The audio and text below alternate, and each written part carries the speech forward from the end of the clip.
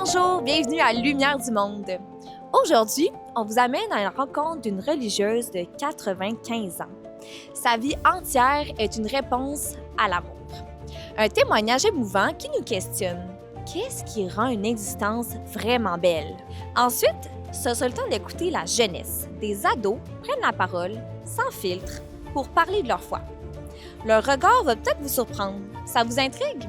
Alors restez avec nous et bonne émission!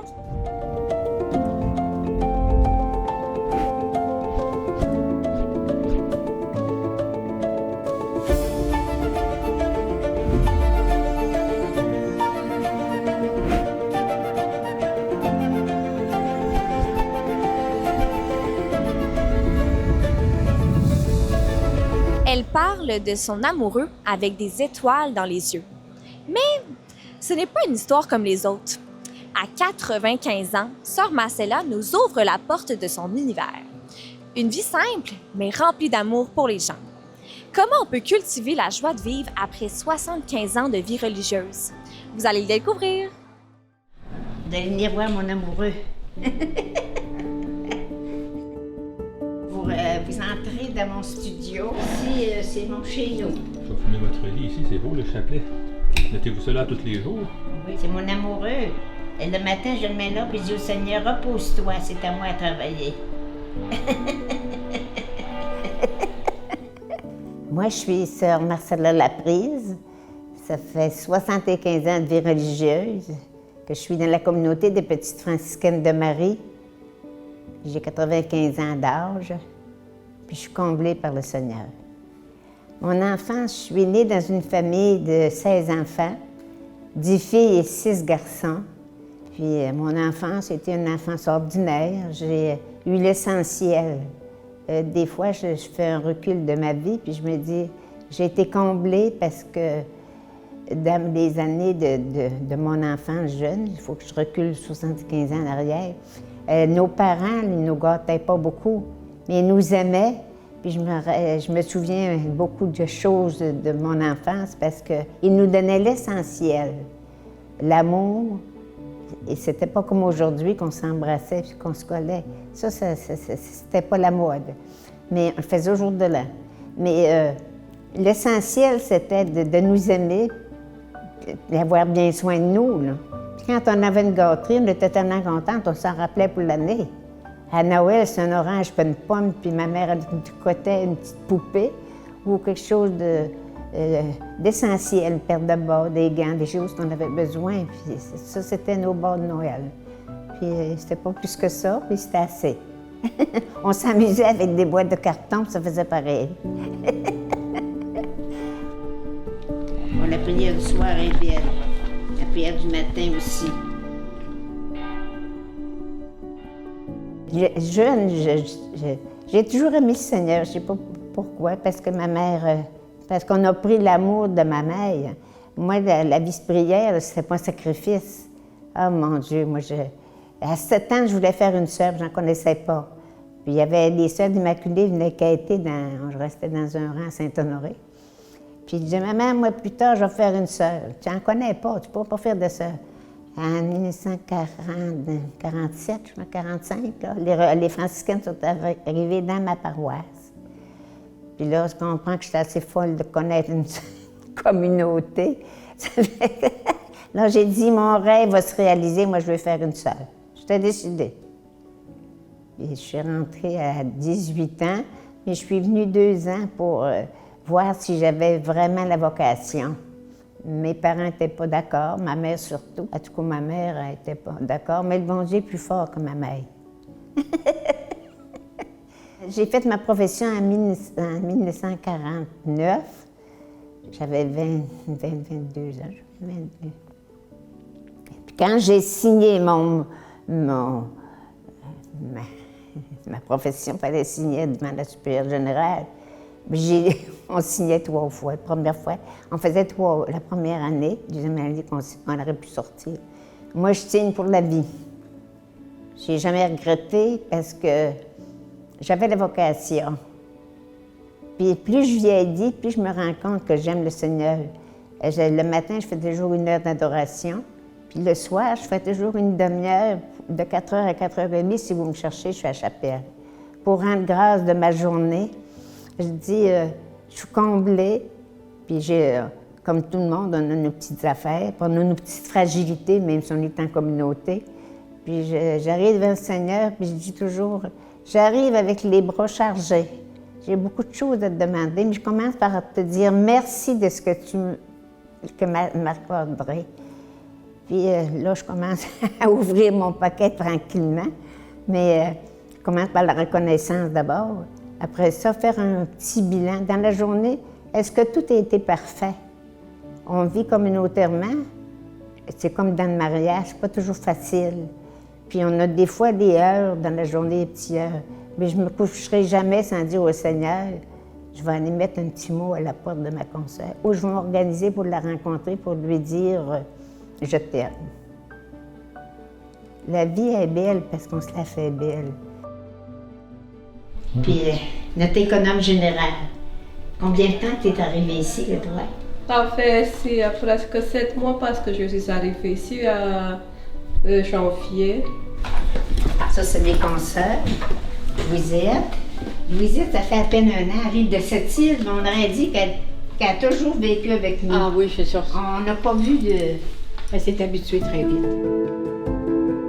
Ah, je voulais être religieuse parce que le Seigneur m'avait... Je voulais être tout à lui. Quand on veut être tout à lui, mais il ne faut pas avoir trop de monde, il ne faut pas avoir trop d'amour. Il faut avoir de l'amour, mais c'était du gratuit. Je voulais être tout à lui pour aider les autres. Moi, c'est les pauvres qui m'ont toujours attirée. Partout où je suis allée, je fais mon examen des fois, elle me dit, il n'y a pas de place, il n'y avait pas quelqu'un qui avait besoin autour de moi. Ouais. Puis ce besoin-là, ben, c'est toujours une action de grâce. Hein? Je me trouvais petite que le Seigneur passe par moi pour aider quelqu'un. Parce que je suis... moi, de mon métier, j'étais cuisinière. Peut-être aussi, c'est ce côté-là, ça m'a aidé pour aider les pauvres.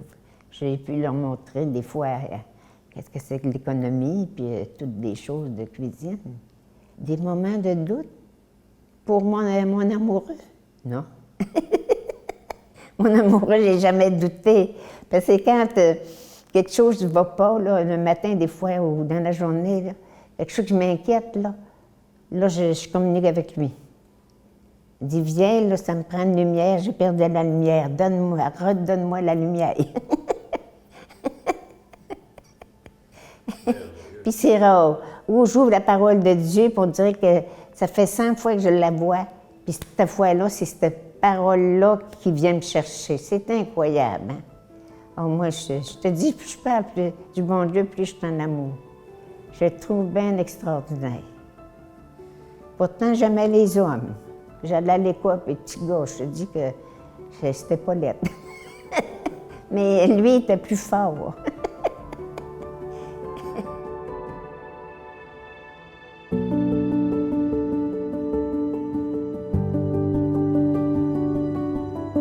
Moi, je suis entrée du franciscaine de Marie parce que c'est leur joie de vivre. Puis c'est des femmes qui étaient respectueuses puis qui aimaient Saint-François. Bon, quand on aime Saint-François, là, je te dis qu'on a tout ce qu'il faut pour rentrer en communauté puis faire des choix. Puis des femmes humbles. On dit qu'on est une communauté, puis on a l'exemple de nos mères fondatrices. Hein. On vit l'esprit de Saint-François, la pauvreté, l'amour des pauvres, puis la charité. Puis la fraternité. La fraternité, nous, en communauté, est très fort. Parce que prier ensemble, ça aide à prier. Quand le Seigneur dit dans la parole de Dieu, 2 ou 3 sont réunis ensemble pour prier, c'est plus fort que si tu es seul. Mais quand il faut le faire, bien là, on se fait croire qu'on est 3. Quand la vie est toujours belle, on ne peut pas grandir. Moi, j'ai cheminé dans ma vie spirituelle. C'est les pauvres qui m'ont aidé d'abord. Ça, les pauvres, je n'aurais pas de mots pour en parler, j'en trop voulu. Mais c'était ça. La misère des autres nous fait cheminer.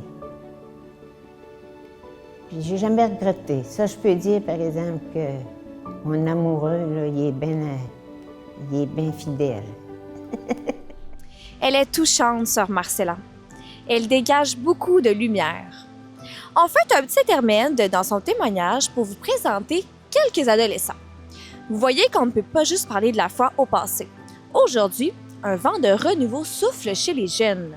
Ils osent poser des questions, chercher du sens et parler de Dieu avec leurs mots. C'est tout l'esprit d'Accent Catho, une nouvelle série à laquelle collabore ECDQ.tv.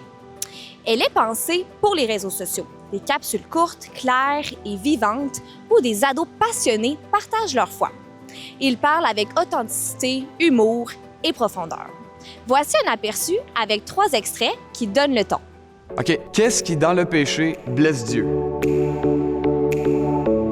Sans blague, vous et moi savons comment commettre un péché. Pas respecter un des 10 commandements, par exemple. Mais par-dessus ça, en quoi ça, cette action-là, blesse Dieu? Le catéchisme de l'Église catholique dit au numéro 1850, « Le péché se dresse contre l'amour de Dieu pour nous et en détourne nos cœurs. » Et on a une piste de réponse avec ça. Dieu, qui nous connaît plus que nous-mêmes et qui nous aime plus que nous-mêmes, sait parfaitement ce qui est le mieux pour nous. Quand on pêche, on se détourne de ça. Et c'est ça qui blesse Dieu. C'est la même manière qu'une maman ou qu'un papa qui sait ce qui est le mieux pour son enfant et qui est blessé en le ou la voyant faire le contraire de ça. Mais on ne doit pas s'inquiéter à cause de nos péchés. On a une magnifique grâce, c'est d'avoir un Père miséricordieux. Sainte Thérèse de Lisieux a une merveilleuse image à ce sujet-là. Elle dit que Dieu est comparable à un père de famille qui, après que son enfant a désobéi, il l'accueille plein de regrets, même s'il sait très bien qu'il va recommencer. C'est l'attitude de Dieu envers nous. Donc, mon invitation, c'est la suivante. Jetez-vous dans les bras de Dieu, lui qui est le Dieu miséricordieux et qui vous aime plus que sa propre vie. Salut, je m'appelle Madeleine et aujourd'hui je vais vous parler de l'importance de la foi. Tout d'abord, qu'est-ce que la foi? Pour nous catholiques, c'est le fait de croire en Dieu et d'avoir confiance au Père, à Jésus et au Saint-Esprit. Comme le signe de croix que l'on fait avant de prier et après nous le démontre. Au nom du Père, du Fils et du Saint-Esprit. D'après moi, la foi c'est très important parce que cela me permet de me rattacher à quelque chose et même à quelqu'un. Par exemple, quand je me chicane avec une amie à l'école, il est important pour moi de remettre cela entre les mains de Dieu et de prier Jésus, le Saint-Esprit ou la Sainte Vierge pour qu'il m'octroie les grâces nécessaires pour que le problème se règle. Je crois également que sans Dieu, je ne comprendrais pas pourquoi nous, les hommes, sommes sur terre. J'ai la foi car j'ai conscience que Jésus est mort pour nous sur la croix, pour nous sauver de nos péchés, et qu'il faut sans cesse le remercier pour cela. Imaginez, le Fils de Dieu s'est fait homme et est allé se mettre à notre niveau pour nous sauver. Incroyable, pas vrai? Tout ce qui a un commencement doit bien avoir une cause. Beaucoup se posent la fameuse question, est-ce que Dieu existe? Pour certaines personnes, l'existence de Dieu serait impossible en raison de la science qui contredirait l'idée d'une puissance supérieure. Pourtant, plus la science évolue, plus elle tend à confirmer que Dieu existe, et ce, pour diverses raisons. En voici une. Tout d'abord, il faut comprendre que selon la science actuelle, l'univers tel que nous le connaissons est la résultante du Big Bang, d'il y a 13,8 milliards d'années. L'univers semble donc avoir un commencement. Cette grande découverte, faite il y a presque 100 ans, nous conduit naturellement à nous poser une question fondamentale. Comment l'univers aurait-il pu se créer à partir de rien? En effet, tout ce qui a un commencement doit bien avoir une cause. Cette cause de l'univers ne peut pas être l'univers lui-même ou une de ses parties, sans quoi l'univers se créerait lui-même. Ce qui est contradictoire. La cause de l'univers doit donc s'en distinguer et être par le fait même immatériel, car en dehors de l'espace et du temps. En plus, pour produire notre univers à partir de rien, cette cause doit être extrêmement puissante. En bref, loin de nous détourner de Dieu, les découvertes scientifiques sur le commencement de l'univers nous amènent plutôt à conclure qu'il doit exister. Allez en voir plus sur les plateformes web d'ECDQ.tv, sur YouTube, Instagram, Facebook, même TikTok. Et si la foi peut illuminer la vie des jeunes, imaginez ce qu'elle peut faire quand on la place au cœur de toute une vie. Retrouvons Sœur Marcella pour la suite de son histoire. Saint-Antoine. J'ai beaucoup d'hommes que j'ai beaucoup de dévotion. Saint-Joseph, Saint-Antoine. Regardez, c'est symbolique. Saint-Antoine, Jésus donne à Saint-Antoine qu'il donne aux pauvres. À Longueuil, là, le père Capucin décidait d'ouvrir une maison, un logement pour les pauvres. Là, j'ai appris qu'est-ce que c'était que la vie de pauvre. Là, j'en ai eu des confessions. Là, j'avais le cœur pour aimer. Ah, que c'est mes belles années. Ça, c'est du gratuit, puis quelque chose qui m'a nourri. Parce que la misère des autres, là, ça nous fait apprécier. Mais mon jugement, mon cœur est ouvert à autre chose que je voyais avant. Parce que quand on rencontre un gars qui est blessé, puis qui vient tout conter son histoire, là, quand tu n'as pas eu d'amour jeune, hein, tu ne peux pas grandir droit. Parce que tu ne connais pas ce que c'est que l'amour.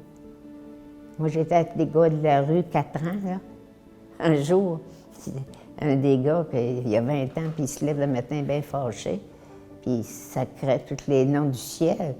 Ça fait que moi, je descendais l'escalier. Il dit « Martin, t'es donc bien fin. » Elle m'a dit « Martin, tu fais ta prière. » J'ai dit « La seule différence, tu prends tous les mots que je dis, mais moi, je les dis à genoux, toi, t'es dit debout. » Je l'ai désarmé. Dans l'après-midi, il a dit « J'aimerais ça aujourd'hui avec vous. » C'est incroyable tout ce qu'il m'a dit. Puis il m'a dit ce matin, quand j'étais bien fâchée, il m'avait dit la parole comme vous m'aviez dit, là. Et il dit « Si vous saviez comment vous m'avez changé le cœur, il dit « Je serais plus capable d'y dire. » C'est beau, hein? Un gars de 20 ans. Ça c'est mes joies, puis ça, c'est tout ce que j'ai rencontré chez les pauvres. Il faut d'abord, moi, je n'allais jamais chez les pauvres, on va dire à mon ange gardien, accompagne-moi. On se sent petit aller voir un garçon qui vient s'ouvrir le cœur. Il faut avoir quelqu'un qui nous épaule. Moi, c'était mon ange gardien. Il était assis aux côtés de moi.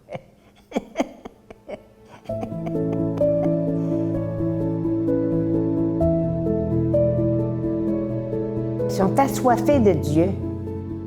Quand j'avais mon comptoir alimentaire, là, je disais toujours, le soir,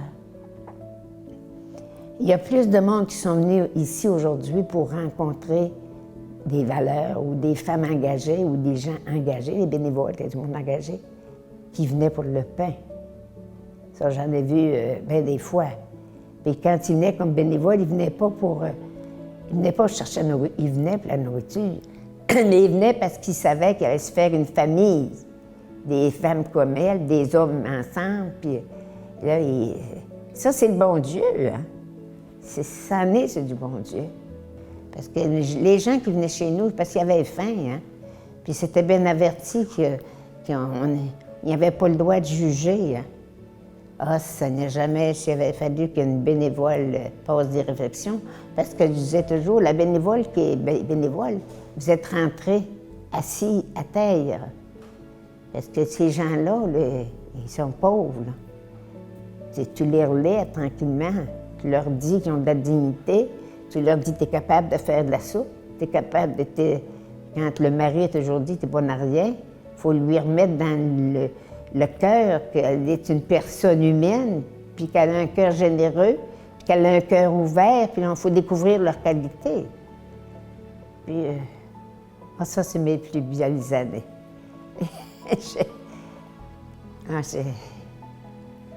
J'en porte des frissons, parce que je me rends... Puis ça, j'en parle souvent au Seigneur, parce que là, ça doit être terrible en ville, l'épicerie qui est si chère. Hein? Ah, c'est incroyable. Quand je sais qu'il y en avait qui ne mangeaient pas 3 repas par jour, puis qu'aujourd'hui, c'est pas achetable. Là, au moins, ils venaient une fois par semaine, il fallait limiter parce qu'il y avait trop de monde. On avait des terrasses, 7 terrasses. Il n'y avait pas 3 repas par jour. Tous les matins, j'allais à l'école porter la collation pour 29 classes. Ça, c'est mes belles années. C'est beau Saint-Paul, à l'automne, c'est féerique. La montagne est toute en couleur. Avec le bon Dieu pour faire des belles choses demain. Ah, l'exploit de l'Église. On fait pitié, hein?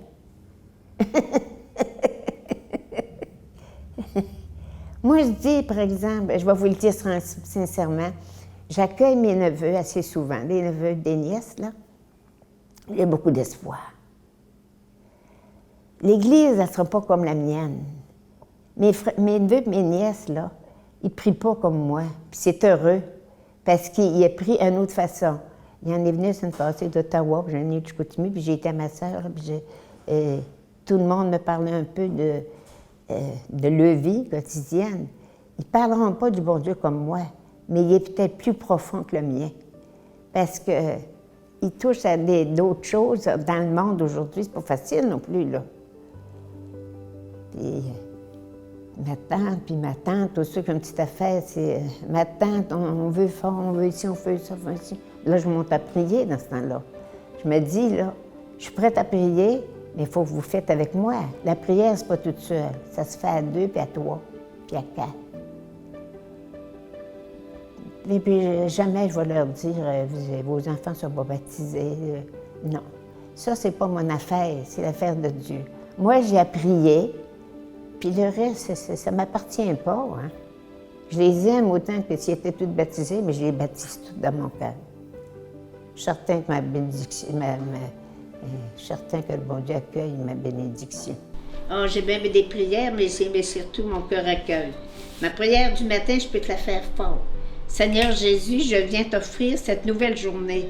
Je l'accueille comme un don de Dieu, notre Père, dans la foi de son amour et de sa miséricorde.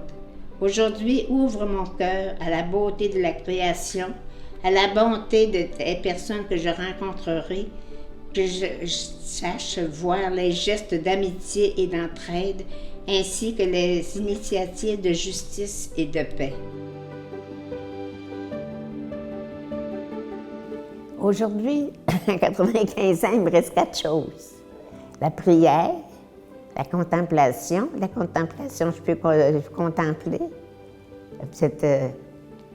La prière, la contemplation, l'action de grâce. J'ai beaucoup de raisons de rendre grâce. La santé que le Seigneur me prête, c'est un gros cadeau, là. J'en vois ici beaucoup là, qui sont fragiles. Puis semer des petits bonheurs. Petit bonheur, c'est pas grand-chose. Le matin, je dis au Seigneur, donne-moi une occasion de rendre quelqu'un plus heureux qu'il l'était hier. Je peux rencontrer une consoeur, puis elle a une canne, elle a besoin d'un café, venir faire un café, des petites choses de même. Le petit bonheur, c'est ça. Je peux rencontrer un monsieur qui a de la peine, m'arrête pour l'écouter. Les petits bonheurs, c'est simple, mais il faut y penser. Je m'applique à ça. Tous les matins, je le demande qu'il me donne qu'il m'ouvre le cœur. J'ouvre le tabernacle le matin, mais je dis au Seigneur, j'ouvre le tabernacle, on va être cœur à cœur, puis ouvre-moi le cœur aussi grand que le tien. Quand on a le cœur ouvert, on voit des choses. C'est simple, mon affaire. Hein? On commence, on est une petite rose à peine ouverte, puis mon Dieu, on la va ouvrir, puis mon Dieu, qu'elle est belle. Puis là, on est en contemplation devant cette rose-là, puis elle m'a donné à se faire. C'est un peu l'exemple de la vie d'une personne. On est né rose, belle, beau, puis on s'épanouit, puis un jour, on s'en va dans l'éternité, donc, voir la vraie vie. Et moi, j'ai espoir, à un moment donné, qu'il va y avoir de la lumière. Je ne serai probablement plus là, je vais être rendu avec mon Dieu d'amour.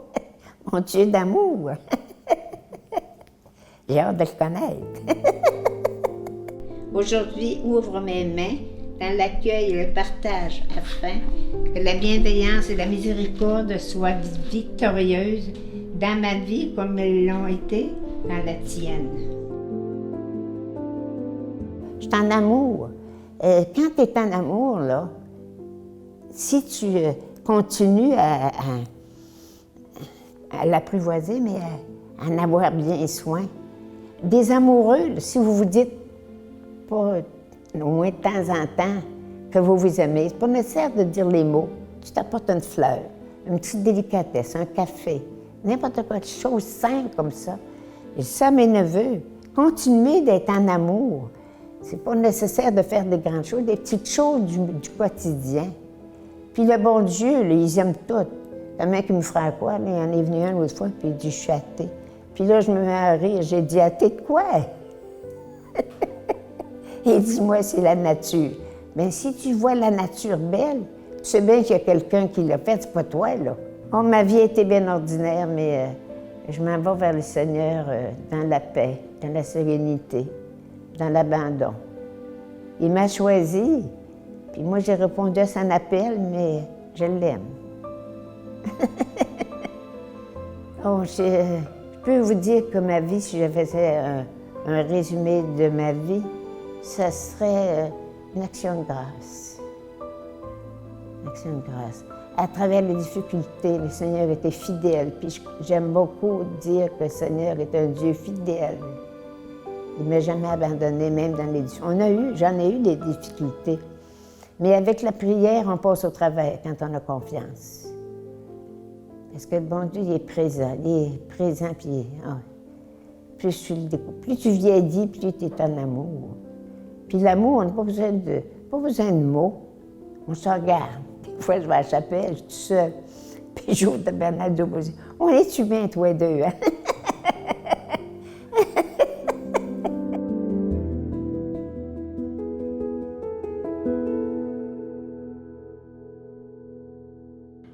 Dans l'Évangile de dimanche, les apôtres supplient Jésus, « Augmente en nous la foi ». Et Jésus leur répond que même une foi minuscule, à peine grosse comme une graine de moutarde, peut accomplir l'impossible.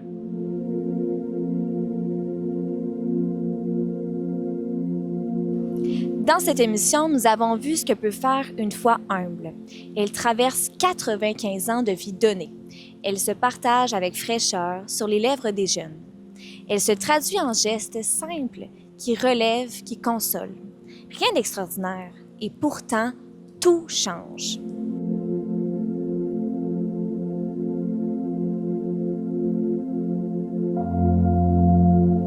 Jésus nous invite à entrer dans cette logique, servir sans calcul, aimer sans attendre d'applaudissements, parce que la vraie grandeur, c'est pas dans le pouvoir, mais c'est dans le don.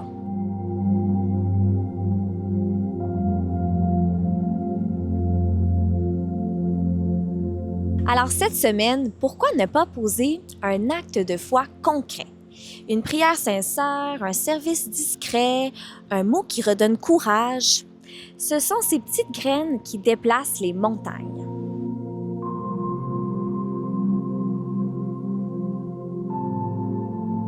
Si vous avez apprécié cette émission, on vous invite à soutenir ecdq.tv. Rendez-vous sur notre site web et cliquez sur « Faire un don » en haut de la page. Votre générosité nous aide à continuer cette belle mission. Bonne semaine à vous et à la prochaine!